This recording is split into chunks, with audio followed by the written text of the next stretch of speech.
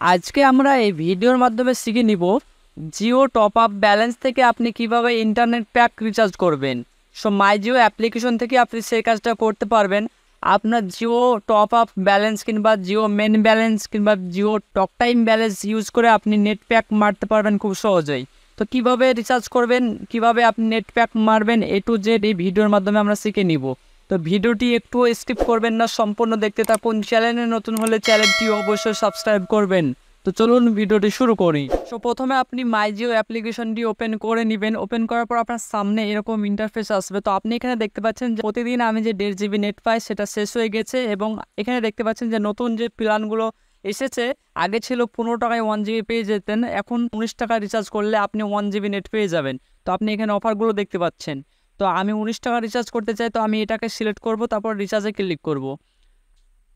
আমি ফুল প্রসেসে আমি দেখিয়ে দেবো কীভাবে আপনি জিওতে রিচার্জ করবেন মেন ব্যালেন্স ইউজ করে।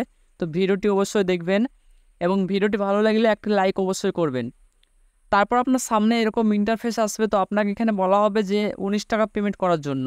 তো আপনি এখানে দেখতে পাবেন যে পেমেন্ট অপশান অনেক পেয়ে যাবেন।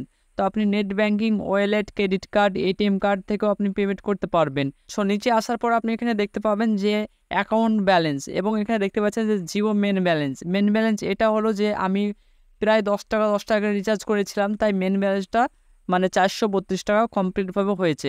তো আমি এখান থেকে 19 টাকা রিচার্জ করব। তো আপনি এখানে সিম্পলি এটাকে টিক চিহ্ন করে দিবেন। তারপরে নিচে দেখতে পাচ্ছেন যে প্রসিড বাটন, এই প্রসিড বাটনে ক্লিক করে দিবেন।